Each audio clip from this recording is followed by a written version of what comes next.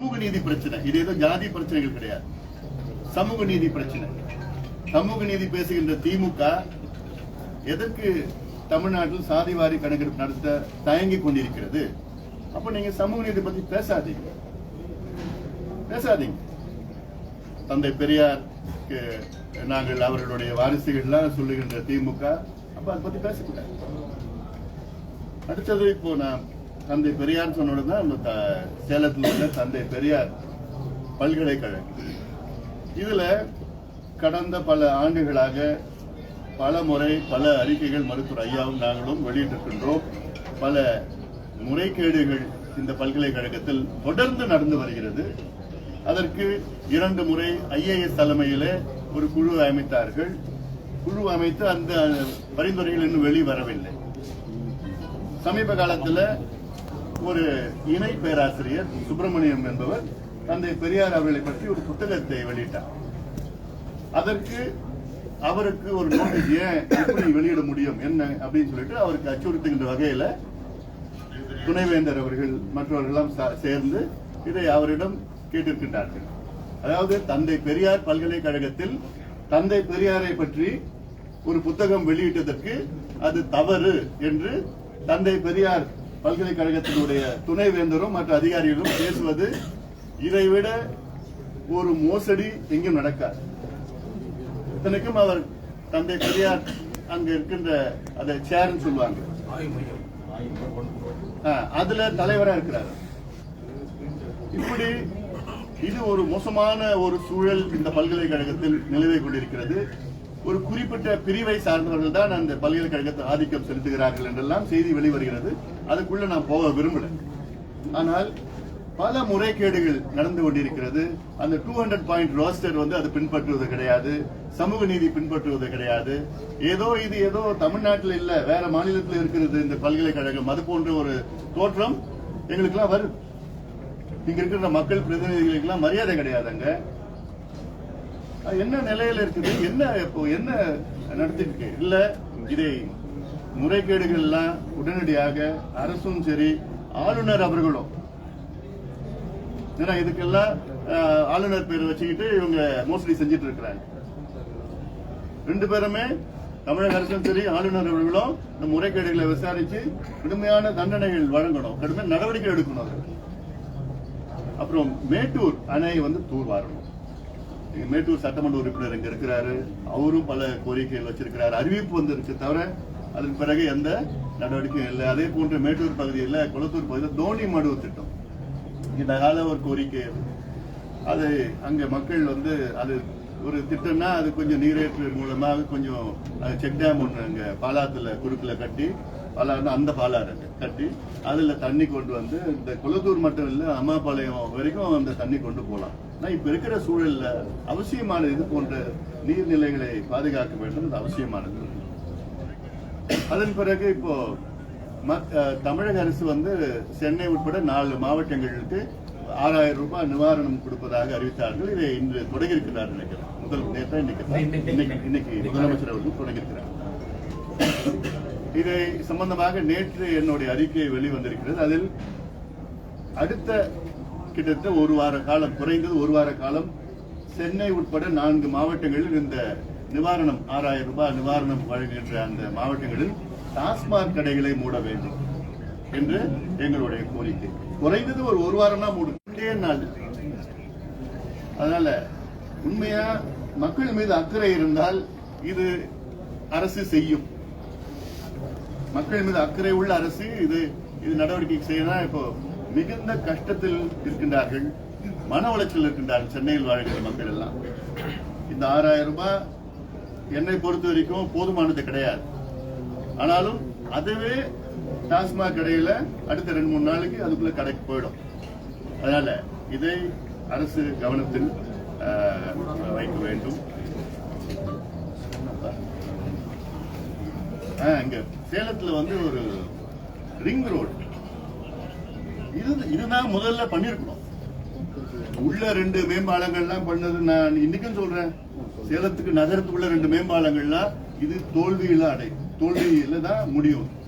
இன்னைக்கு ஏதோ கொஞ்சம் வண்டிகள் போயிட்டு இருக்கலாம், ஆனா சரியான முறையில் திட்டமிடல. அதுல இது வந்து இன்னும் ஒரு 5-7 ஆண்டுகள்ல இதுல போக்குவரத்து நெரிசல், இதனால போக்குவரத்து நெரிசல் சேலம் மாவட்டத்துக்கு வரும், சேலம் நகரத்துக்கு வரும். இதனாலதான் வரும் தவிர, ஏன்னா நான் உலகம் முழுவதும் பல நகரத்துக்கு நான் பார்த்திருக்கிறேன், முன்னேறிய நாடுகளோட நகரங்கள்.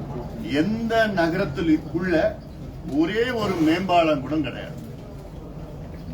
எந்த நகரம் எடுத்துக்கங்க, மேற்கத்திய நாடுகளில் உள்ள நகரங்கள், ஒரு நகரத்துக்குள்ள மேம்பாலங்களே கிடையாது. அந்த அளவுக்கு அவங்க போக்குவரத்து திட்டமிடுறது. ஆனா இங்க மேம்பாலம் கட்டு, அங்க கட்டு, இத பேரு எப்பாரு என் காலத்துல நான் இவ்வளவு மேம்பாலம் கட்டிட்டேன். அதெல்லாம் திட்டமிடல, தெரியல அவங்களுக்கு. அதான் சிறப்பா சொல்றாங்க. சேலம்னா பாலம் அதுதான் பிரச்சனை. இப்போ கட்டுறது பெருசு கிடையாது. இப்ப நான் சொல்றது இந்த ரிங் ரோட கட்டுங்க. சேலம் நகரத்துக்கு 2 ரிங் ரோடு வேணும், ஒண்ணு மட்டும் போதாது. Inner ring road, outer ring road, அது கட்டுங்க. இணைப்பு சாலைகள் உருவாக்குங்க. மேம்பாலங்கள் கட்டுவது போக்குவரத்து நெரிசலுக்கு தீர்வு கிடையாது. இது போக்குவரத்து நிபுணர்கள் உலகம் முழுவதும் சொல்லுகின்ற சொல்லு. அது ஒண்ணு.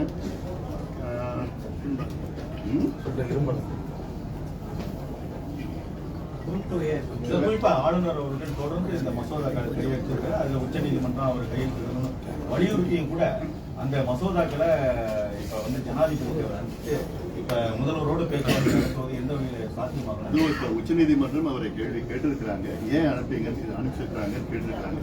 பதில் வரட்டும், பாத்துக்கலாம். இன்னொன்னு, இப்ப இந்த தொப்பூர் கணவாய், தொப்பூர் கணவாயில நேற்று பாத்தீங்கன்னா நகாய் 775 கோடி ரூபாய் அதற்கு ஒதுக்கீடு செய்து அதுக்கு டெண்டர் வெளியிட்டிருக்கிறாங்க. அது ஜனவரி மாதம் அந்த டெண்டர் முடிவு, அந்த காலம் முடிந்து அதன் பிறகு வேலைகள் தொடங்குவோம். அதாவது ஒரு எலிவேட்டட் ஹைவேஸ் மாதிரி கொஞ்சம் ஒரு கிட்டத்தட்ட ஒரு மொத்தம் அது 6.5 கிலோமீட்டர். ஆனா விபத்து பகுதி பாத்தீங்கன்னா 400 மீட்டர் தான். இது சம்பந்தமா கடந்த 9 ஆண்டு காலமாக மத்திய அமைச்சர் நிதின் கட்கரி அவர்களை பல முறை சந்தித்து, பல கடிதங்கள் கொடுத்து, பல அழுத்தங்கள் கொடுத்து, நாடாளுமன்றத்தில் பல கேள்விகள் கேட்டு, இப்ப மட்டும் 9 ஆண்டுகள் மட்டுமல்ல, அதற்கு முன்பும் பல போராட்டங்கள் பாட்டாளி மக்கள் கட்சி நடத்தி, ஏன்னா அந்த ஒரு பகுதி 400 மீட்டர் பகுதியில 10 ஆண்டுகளில் கிட்டத்தட்ட ஆயிரக்கணக்கான உயிர்கள் இழந்திருக்கிறோம். விபத்துகள் சொல்ல ஆயிரக்கணக்கான உயிர்களை இழந்திருக்கிறோம். இது இந்தியாவில் இது போன்ற எந்த பகுதியும் கிடையாது. 400 மீட்டர்ல 1/2 கிலோமீட்டர் கூட கிடையாது.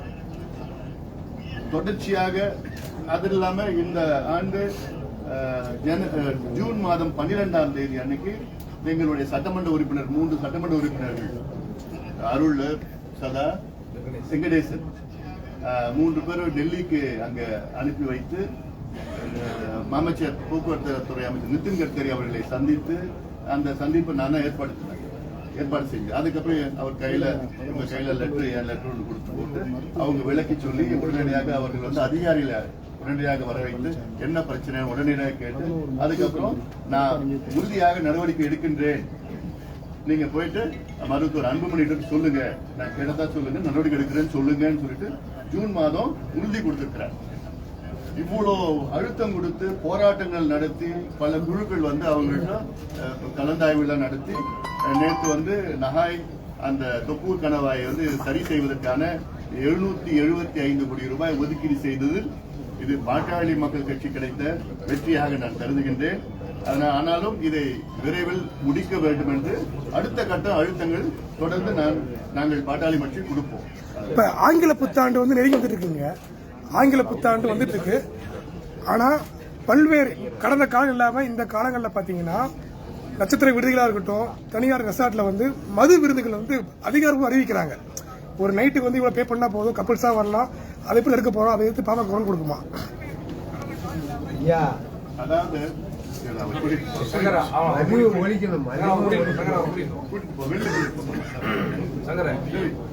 கூட்டிட்டு போப்பா. அதாவது ஆங்கில புத்தாண்டு கொண்டாட்டம் நம்முடைய கலாச்சாரமே கிடையாது. ஆனா உலகம் முழுவதும் அந்த மேற்கத்திய கலாச்சாரத்தை திணித்து ஆங்கில புத்தாண்டு, அப்புறம் அந்த ஹாலோவின் பார்ட்டி, அப்புறம் வேலண்டைன்ஸ் டே இதெல்லாம் போட்டு கலாச்சார திணிப்பை கொண்டு வணிகமாக உலகம் முழுவதும் ஆக்கி வந்து கொண்டாரு. அதுவும் தமிழ்நாட்டில் அந்த நிலைக்கு வந்துருச்சு. அது மட்டும் இல்ல, ஆங்கில புத்தாண்டு அன்று பாத்தீங்கன்னா, அதாவது தமிழ்நாட்டு இளைஞர்கள் ஏற்கனவே போதையில தான் இருக்கிறாங்க. ஏன்னா தடிக்க விழுந்தா ஒரு டாஸ்மாக் கடை, அது 362 நாளா 3 நாள் போடுறாங்களா? 3 நாள் போடுறாங்க. 362 நாள்ல திறந்துதான் இருக்கு டாஸ்மாக் கடைகள். அதனால இது ஒன்னும் ஒரு புதுசா ஒரு அதிர்ச்சியான செய்தியா நான் பார்க்கல. ஆனா இது வணிகமா ஆக்கிட்டு, அதாவது ஜனவரி 1ஆம் தேதியே குடிகாரங்களா மாத்திடுறாங்க. தமிழ்நாடு மட்டுமில்ல, இந்தியாவில் உள்ள அனைத்து மாநிலங்களும் இந்த கலாச்சாரம் ஆயிடுச்சு. ஆனா என்னுடைய அச்சம் என்னன்னா, எவ்வளவுக்கு எவ்வளவு மது விற்பனை ஆகிறதோ அவ்வளவுக்கு எவ்வளவு அதிகமா வந்து கஞ்சா வித்துருக்கிறாங்க. தமிழ்நாட்டுல கஞ்சா விற்பனை வந்து கடந்த 3-4 ஆண்டுகளில் உச்சத்துக்கு சென்றிருக்கிறது. எங்க பார்த்தாலும் கஞ்சா இருக்கு.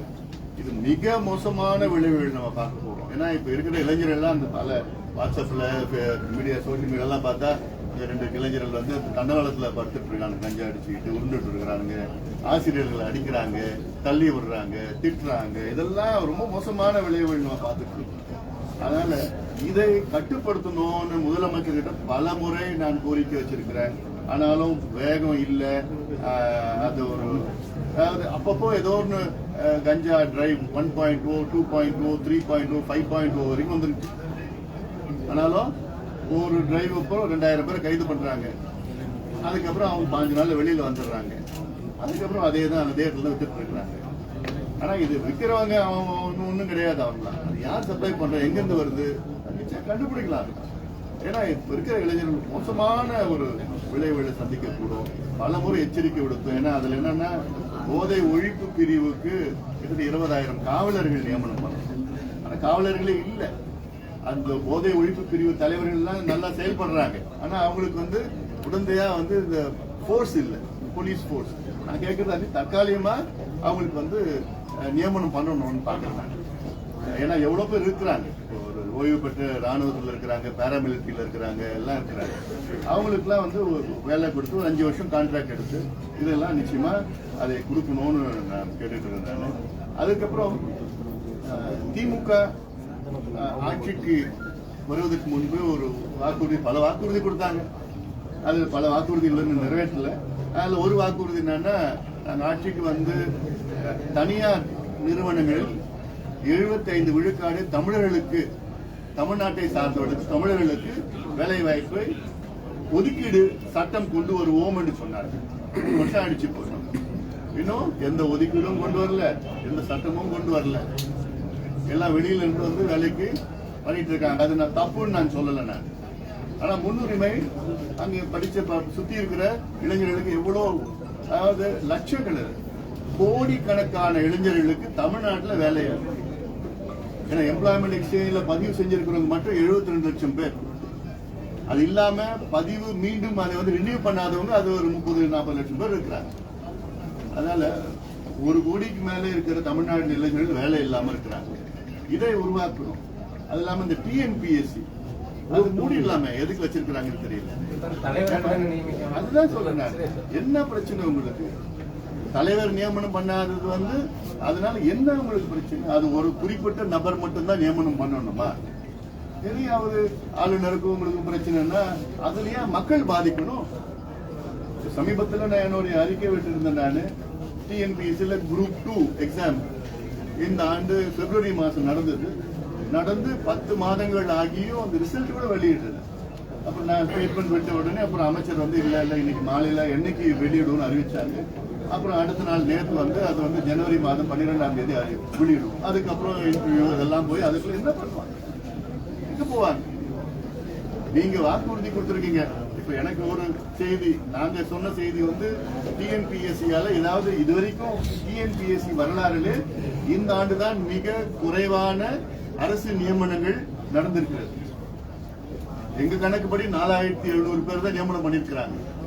அரசு ஒரு கணக்கு வெளியிட்டு 12,000 பேர் நியமனம் பண்ணிருக்கணும். தவறான கணக்கா நான் பாக்குறேன். நான் புள்ளி விவரம் கொடுக்கணும். ஏன்னா அது தலைவர் இல்ல, செயலாளர்கள் இல்ல, அப்புறம் உறுப்பினர்கள் கிடையாது. எவ்வளவு முக்கியமானது. அதே திமுக வாக்குறுதி என்ன கொடுத்திருக்கிறாங்கன்னா, நாங்கள் ஆட்சிக்கு வந்தவுடன் ஓராண்டிற்கு 1,20,000 அரசு நியமனங்களை நாங்கள் நியமனம் செய்வோம். ஏன்னா 3 லட்சம் அரசு இடங்கள் காலியாக இருக்கிறது, 3 லட்சம் காலியாக இருக்கிறது. அது இல்லாம 1.5 லட்சம் நாங்க புதுசா உருவாக்குவோம் அப்படின்னு உறுதி கொடுத்திருக்காங்க, வாக்குறுதி கொடுத்தாங்க திமுக. அது கொடுத்து ஒண்ணுமே கிடையாது. குறைஞ்சது 1 லட்சம் பேர் நியமனம் பண்ணணும். ஆனா நியமனம் எவ்வளவு? 5,000 கூட கிடையாது. அதனால இதை சரி செய்ய வேண்டும், உடனடியாக நிரப்புங்கள். ஏன்னா இவ்வளவு இளைஞர்கள் வந்து பாவ நிலையில இருக்காங்க, பாவமா இருக்கு. படிச்சு வேலையெல்லாம் இங்க வேலை வாய்ப்பு உருவாக்குவதற்கு எத்தனையோ இருக்கானா, அதை உருவாக்குவதற்கு அவங்களுக்கு ஒரு சூழல் இல்லை. கேள்வி மாடர்ன் தியேட்டருக்கு முன்னாடி அடுத்து பரந்தூர் மண்டலம் வெள்ள பாதிப்பு வந்து எந்த அரசியல் முறையை அணுகலன்னு சொல்லி மருத்துவ இது எப்படி அணுகணும் நீங்க? அதாவது இது வந்து எவ்வளவு நவீன திட்டங்கள் எல்லாம் இருக்கு, அதாவது தொழில்நுட்பங்கள் இருக்கு. ஒரு உதாரணம், ஜப்பான்ல வந்து சேட்டலைட் மேப்பிங், இன்ஃப்ராரெட் சேட்டலைட் மேப்பிங்ல எந்த தெருவுல எவ்வளவு மழை பெஞ்சதுன்னா எவ்வளவு அடி தண்ணி நிற்கும், அதற்கு எத்தனை ஆழம் எத்தனை அகலத்தில் வந்து மழை நீர் வடிகால் கட்டணும், ஸ்டார்ம் வாட்டர் ட்ரெயின் கட்டணும்னு திட்டமிட்டு அதுல நடைமுறைப்படுத்திருக்காங்க. அது ஏன் இங்க கொண்டு வர முடியாது? இன்னொன்னு, இந்த சேட்டலைட் மேப்பிங் வந்து சென்னை நகரத்துக்கு செஞ்சிருக்கிறாங்க, செய்யலன்னு செஞ்சிருக்கிறாங்க. ஆனால் அதன்படி திட்டமிடாம ரேண்டமா ஸ்டார்ம் வாட்டர் ட்ரெயினேஜ் இந்த கான்ட்ராக்டர் கொடுப்பா, நீ வந்து நீ கட்சிக்காரனா, நீ இந்த எடுத்துக்கோ, இந்த வேலையை எடுத்துக்கோ, நீ இப்படி பண்ணிக்கோ, அதான் திட்டமிடாம பண்றது. இது பல உதாரணங்கள் சென்னையில நான் சொல்லலாம். நான் ஏன்னா அதுல இவ்வளவு மழை பெஞ்சுன்னா இவ்வளவு சின்னதா 2 அடிக்கு ஒரு ஸ்டார்ம் வாட்டர் ட்ரெயின் பத்தாது. அது இல்லாம அது இணைப்பு இல்லை, அங்க இணைக்கணும். இது இன்னொன்னு, சென்னைக்கு நான் பல சொல்லி 3 பெரிய வடிகால் இருக்கு, அடையாறு ஆறு, கொசஸ்தலை ஆறு, கூவம் ஆறு. இல்லாம பக்கிங்ஹாம் கால்வாய் இருக்கு, மிகப்பெரிய. அது வந்து செயற்கையா உருவாக்கியது பக்கிங்ஹாம் கால்வாய், மீதி எல்லாம் இயற்கையா வந்து 3. அதனால 5வது வடிகால் வந்து பள்ளிக்கரணை சதுப்பு நிலம், பள்ளிக்கரணை மார்ஷ்லேண்ட். அதாவது இவங்க திராவிட ஆட்சி வருவதற்கு முன்பு பள்ளிக்கரணை சதுப்பு நிலம் 12,500 ஏக்கர் இருந்தது. என்னைக்கு திராவிட கட்சிகள் தமிழ்நாட்டை ஆள ஆரம்பிச்சாங்களோ இன்னைக்கு பாத்தீங்கன்னா அது வந்து 1,500 2,000 ஏக்கர் தான் இருக்கு. அதுல கிட்டத்தட்ட 300-400 ஏக்கர் வந்து குப்பையை கொட்டி வச்சிருக்காங்க. அப்போ சென்னையில எவ்வளவு மழை பெஞ்சாலும் அது மிகப்பெரிய வடிகால். அந்த பள்ளிக்கரணையில போயிட்டு சதுப்பு நிலத்துக்கு போய், சதுப்பு நிலம் ஒக்கிய மதகுன்னு இருக்கு துறைப்பக்கத்துல, அங்க இருந்து வந்து நேரா முட்டுக்காடுக்கு கொஞ்சம் தண்ணி போகுது, மீதி தண்ணி பக்கிங்ஹாம் கால்வாய்க்கு அப்படியே போயிட்டு அங்கங்க போய் மகாபலிபுரம் வரைக்கும் அப்படியே போகுது. பக்கிங்ஹாம் கால்வாய் அங்க போய் போகுது. இதை காப்பாற்ற முடியல பக்கிங்ஹாம் கால்வாயில. பக்கிங்ஹாம் கால்வாய் மூலம் அதுக்கு மேலதான் MRTS ரயில்வே கட்டிட்டு இருக்காங்க. அதுலதான் 2 பக்கமும் வந்து ஏதோ ஒரு இது அடக்கி, எவ்வளவு பெரிய அகலமான ஒரு கால்வாயா இருந்தது, வெள்ளக்காரன் கட்டினது. இப்ப எல்லாம் அடக்கி வச்சு அதை வந்து அது சுத்தமா தண்ணி வெளியேறாம குப்பை எங்க பார்த்தாலும் குப்பையை கொட்டி வச்சிருக்காங்க, சேறு குப்பையா இருக்கு. இதெல்லாம் முதல்ல சுத்தப்படுத்தணும் ஒன்று. 2வது வந்து டைவர்ஷனரி கெனால்ஸ் கட்டணும், பல டைவர்ஷனரி கெனால்ஸ். இப்ப பல உதாரணங்கள் உலகத்துல பல உதாரணங்கள்லாம் இருக்கு. எவ்வளவு மழை வந்தாலும் டைவர்ஷனரி கெனால்ஸ் மூலமாக தண்ணி வந்து உள்ள போகாம இருக்கணும். அது வந்து அதாவது வாட்டர் மேனேஜ்மெண்ட் ஸ்ட்ரக்சர்ஸ் இருக்குது, அதுல முக்கியத்துவம் கொடுக்கணும், அதுலதான் அதிக முக்கியத்துவம் கொடுக்கணும். இது பல எக்ஸாம்பிள்ஸ் இருக்கு. ஒரு எக்ஸாம்பிள், ஜப்பான் டோக்கியோ நகரத்துல under water storm water train இருக்கு. உலகத்துல அது போன்ற எந்த நகரத்தும் இல்ல. அது போலனா கட்ட சொல்லணும் நான். அட்லீஸ்ட் அதை ஒரு எக்ஸாம்பிள் எடுத்து அது கொஞ்சம் கொஞ்சமா அங்க பண்ணுங்க.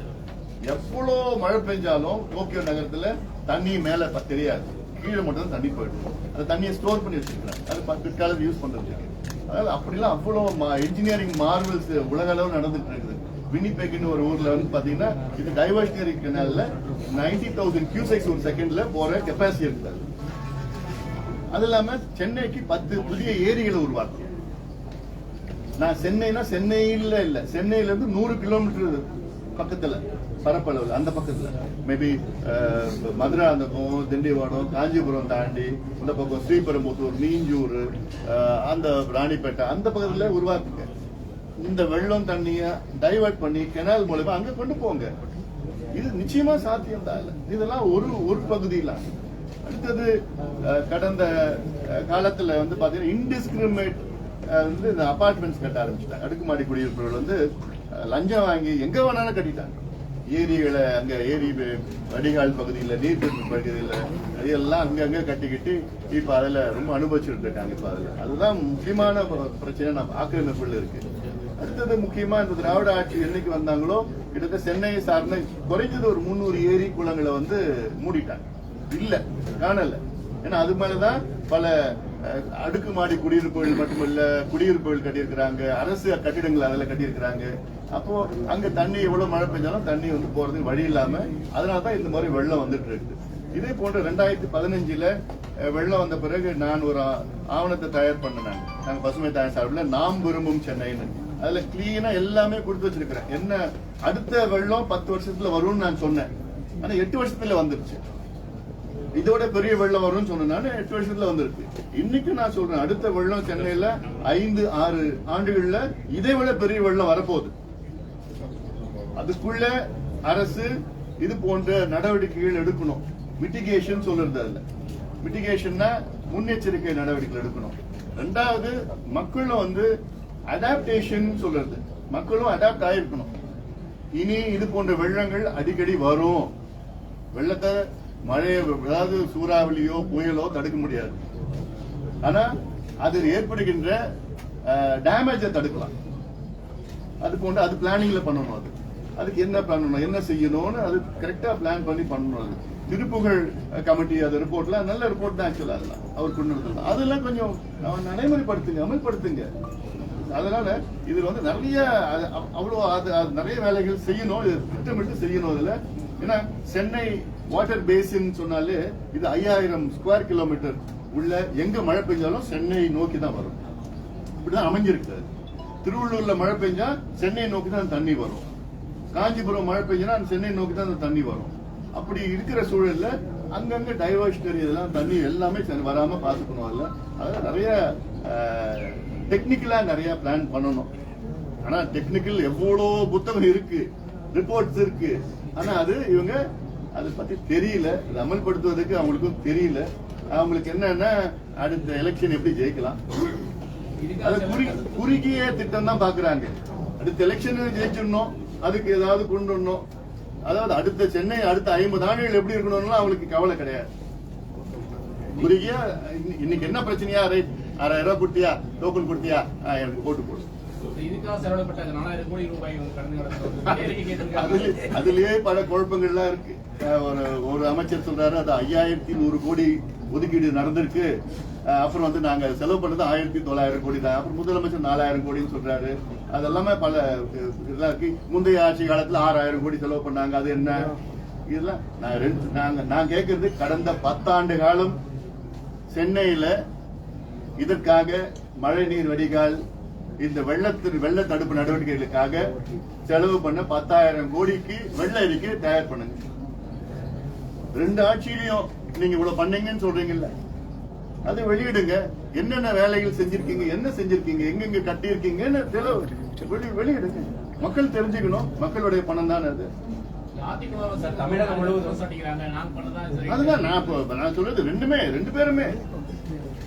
பேருமே பண்ணுங்க. அதனால இது வந்து நிச்சயமாக இது ஆய்வு நடத்தணும். ஆய்வு நடத்தி உயர்நிலை குழு ஆய்வு, அந்த பல ஆய்வுகள்லாம் பண்ணணும். அது அவசியமா செய்யணும். அதுல செஞ்சு அதுக்கு என்ன நடவடிக்கை எடுக்க போறீங்கன்னு சொல்லுங்க. அது இல்லாம இப்ப இந்த எண்ணூர் பகுதியில வந்து பாத்தீங்கன்னா அந்த ரசாயனம், இந்த எண்ணெய் கலந்து ரொம்ப மோசமான ஒரு சுற்றுச்சூழல் மோசடி அங்க நடந்திருக்கு. அது சிபிசிஎல் பாத்தீங்கன்னா ஒன்னும் தெரியாத மாதிரி அங்க நினைச்சிட்டு இருக்கிறாங்க. எல்லா காரணமும் அவங்க சிபிசிஎல் தான். அது வந்து மிக, அதாவது இந்த எண்ணெய் வந்து இன்னும் அடுத்த 2, 3, 4 ஆண்டுகள் அதை அகற்றுறது கஷ்டம். அப்போ அங்க இருக்கிற உயிரினங்கள் மக்களை பத்தி அவங்களுக்கு அங்க பத்தி எப்படி உயிரினங்கள், மீன்கள், பறவைகள் வருது அங்க, அதெல்லாம் இவ்வளவு பாதிப்பு அங்க வரப்போது இல்ல. மீனவர்கள் மட்டும் இல்ல, மக்களுக்கும் அங்க குடிநீர்ல அது கலந்துருச்சுன்னா அவ்வளவுதான், ஒண்ணுமே பண்ண முடியும். ஏற்கனவே வட சென்னை மோசமான பாதிப்பு, இந்த வெள்ளத்துல பாதிப்பு, அதிக பாதிப்பு வட சென்னை தான். கையாண்டுதுன்னா அதாவது முன்னெச்சரிக்கை நடவடிக்கைகள் திருப்தி இல்லைங்க. அதாவது அவங்களுக்கு என்னென்ன 20 சென்டிமீட்டர் மழை பெஞ்சாலும் நாங்க ஒரு சொட்டு தண்ணி நிக்காது அப்படின்னு அந்த மாதிரி பேச்செல்லாம் அது தேவை கிடையாது. அது இல்லாம வெள்ளம் வந்த பிறகு ஒவ்வொரு அமைச்சரும் ஒரு மாதிரி பேச்சு, மக்கள் கோவத்துல இருக்கிறாங்க தெரியுது இல்ல, அதுக்கு தகுந்த மாதிரி பேசணும். சில அமைச்சர்கள் ஆணவமா பேசினாங்க, இப்படி ஆச்சு. சில எம்எல்ஏக்கள் அடிக்க ஆரம்பிச்சாங்க, இதெல்லாம் பண்ணாங்க. கேள்வி கேட்கறது மக்களுடைய உரிமை. நீங்க ஆட்சியில் இருக்கிறீங்க. அதனால இன்னும் நோய் தடுப்பு நடவடிக்கைகள் இன்னும் அதிகப்படுத்தணும். இன்னும் ஹெல்த் கேம்ப் நடத்தணும். அது போதுமானது நான் பார்க்கல. நான் அது ஹெல்த் கேம்ப் நடத்தணும். சமீபத்தில் பாத்தீங்கன்னா சேலம் மாடர்ன் தியேட்டர் விவகாரம் பாத்தீங்கன்னா இதா இருக்கு. முதலமைச்சர் வந்து செல்ஃபி எடுத்த பின்னாடி தான் செலவு வைக்குன்னு சொல்லி போயிட்டு இருக்கு. அதை பத்தி கொஞ்சம் கருத்துங்க.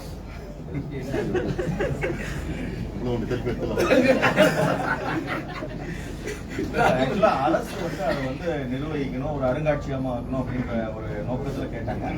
அவங்க வணிக ரீதியா அவங்க வச்சிருக்கிறதுனால அவங்க கொடுக்கல அப்படின்ற ஒரு நிலைப்பாட்டு பண்ணிருக்காங்க. இப்ப அதுல கலைஞர் சிலையை வைக்கிறாங்கன்னு சொல்லி சொல்றாங்க. இவங்க நாங்க அதை பத்தி கேட்கவே இல்லை மாதிரி இப்ப அது தேசிய நெடுஞ்சாலையில வருது. அதாவது மாடர்ன் தியேட்டர்ஸ் என்பது சேலத்திற்கு ஒரு பெருமை. சேலம் மாம்பழம் எப்படியோ அதே போல சேலத்தில் உள்ள மாடர்ன் தியேட்டர்ஸ். அந்த மாடர்ன் தியேட்டர்ஸ்ல தான் கிட்டத்தட்ட 6 முதலமைச்சர்கள் அதில் பணியாற்றினார்கள். என்.டி. ராமராவ்ல இருந்து, அண்ணா அவர்கள் இருந்து, கலைஞர் அவர்கள் இருந்து, எம்ஜிஆர் அவர்கள் இருந்து, ஜானகி அம்மா இருந்து, ஜெயலலிதா அம்மா இல்லையா, 5 முதலமைச்சர் ஒண்ணு குறைச்சிட்டேன். அதுல பணியாற்றினார்கள். அது வந்து ஒரு பெருமை மிக்க ஒரு சின்னம். அதுல வந்து இப்ப மிச்சம் இருக்கிறது வந்து அந்த அது மட்டும் தான் இருக்கு. அதை பாதுகாக்கணும், அது அவசியமானது. அதை பாதுகாக்கணும். இதுல வந்து எந்த அரசியலும் அதுல திணிக்க கூடாது. இது ஒரு சின்னம், ஒரு பெருமைமிக்க ஒரு சின்னமா இருக்கிறதுல அதுக்குள்ள வேற அந்த அரசியலோ இதுல இங்க வருது ஹைவேஸ்ல அப்படி இருக்கு அப்படி இருக்கு, எதுல வந்தாலும் எங்க வந்தாலும் அது பாதுகாக்கணும். அது வந்து வரும் காலத்துல ஒரு மக்கள் வந்து பார்க்கறது, அது ஒரு அடையாளமா இருக்கிறது. இந்த அடையாளங்கள் நம்ம பாதுகாக்கணும். அதுல அரசியல் இருக்கக்கூடாது, எந்த யாருக்கும் அச்சுறுத்தல்லாம் இருக்கக்கூடாது. இதுல நெடுஞ்சாலையில வருது திடீர்னு சொல்லிட்டு இருக்காங்க. அதே போன்று நெடுஞ்சாலையில வந்ததுன்னா 6 மாதத்துக்கு முன்பு எதுக்கு எப்படி நீங்க பட்டா கொடுத்தீங்க, நிறைய விளக்கங்கள் உள்ள போனா அது உள்ள நான் போக விரும்பல. நானும் அதுல இப்ப நான் பேசினா அது அரசியலா ஆக்க விரும்பல. நான் அது ஒரு அடையாள சின்னம், அது பாதுகாக்கணும்னு என்னுடைய கருத்தான. ஆனா மாவட்ட ஆட்சியர் தொடர்ந்து மாவட்ட ஆட்சியர் வந்து தொடர்ந்து அந்த நிலத்தோட உரிமையாளரை கூப்பிட்டு பேசிட்டே இருக்காரு.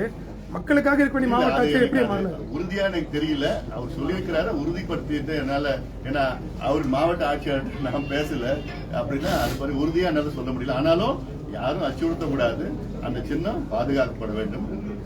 தமிழகம் முழுவதும் சிறுவர் முதல் குழந்தைகளுடைய அதிகமான மர்ம காய்ச்சல் மூலமா பாதிக்கப்பட்டாங்க. தனியார் மற்றும் அரசு நிறைய பேர் புரிஞ்சிருக்காங்க. குறிப்பா பிளட் டெஸ்ட்ல கூட தெரிய முடியாது, வந்து செஸ்ட்ல எக்ஸ்ரே எடுக்க சொல்றாங்க. அதை பத்தி அரசு எந்த விளக்கமோ முன்னெச்சரிக்கை எதுவுமே பண்ணாம இருக்கு. அதை எப்படி பாக்குறீங்க, அதை என்ன பண்ணணும்? அதான் இப்போ வந்து அது சீசன், இப்போ இன்ஃபுளுன்சா சீசன். குழந்தைகளுக்கு அதிக அளவில் இன்ஃபுளுன்சா இந்த டிசம்பர், ஜனவரி, பிப்ரவரி 3 மாதத்துல வரும். அதுக்கு முன்னெச்சரிக்கையா அது வந்து விழிப்புணர்வு முதல்ல ஏற்படுத்தும். இது வரும். ஏன்னா மர்ம காய்ச்சல், எந்த காய்ச்சலும் மர்ம காய்ச்சலே கிடையாது, எல்லாமே தெரிஞ்ச காய்ச்சல் தான். அது இன்ஃபுளுன்சா, அது H2N1 அது ஏதாவது ஒண்ணு இருக்கும். அதுல அதிக அளவுல இருக்கு. அதே அங்கங்கே வந்து இந்த ஹெல்த் கேம்ப்லாம் நடத்தி எல்லாமே டெஸ்ட் பண்ணி உடனடியாக அதை ஐடென்டிஃபை பண்ணி என்னென்ன இருக்குன்னு சொல்லிட்டு பண்ணணும். அது இல்லாமல் பக்கத்தில் கேரளா மாநிலத்தில் சமீபத்தில் வந்து அங்கே கொரோனா, அதாவது சார்ஸ் கொரோனான்னு சொல்லிருக்கு. சார்ஸ்னா 2002 வந்தது. சார்ஸ் வந்து அப்புறம் MERS-ன்னு ஒன்று வந்தது 2012 வந்து MERS, மிடில் ஈஸ்டர்ன் ரெஸ்பிரேட்டரி. இப்போ COVID-19 2019.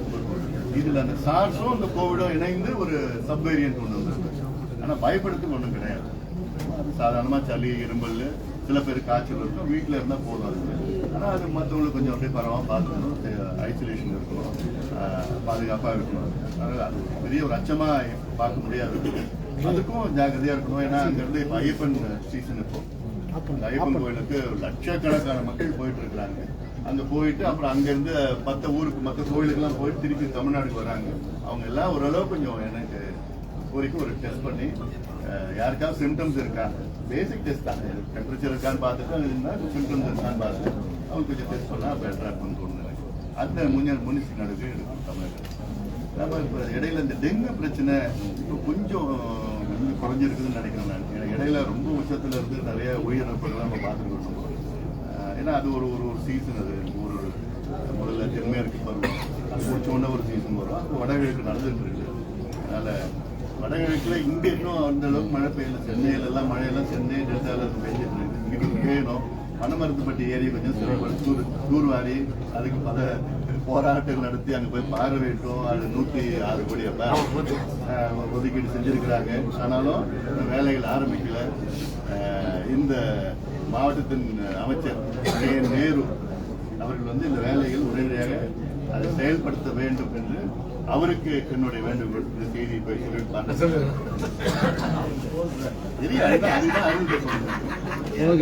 சார், தொடர்ச்சியா வந்து திராவிட கட்சிகள் மேல குற்றச்சாட்டு பண்றீங்க. வருகின்ற நாடாளுமன்ற தேர்தலில் கூட்டணி அமைச்சு போட்டிடுவீங்களா, இல்ல தேசிய கட்சிகளோட கூட்டணியா, இல்ல தனித்து போட்டிடுவீங்களா? அது இன்னும் எங்க கட்சி இன்னும் முடிவு பண்ணல.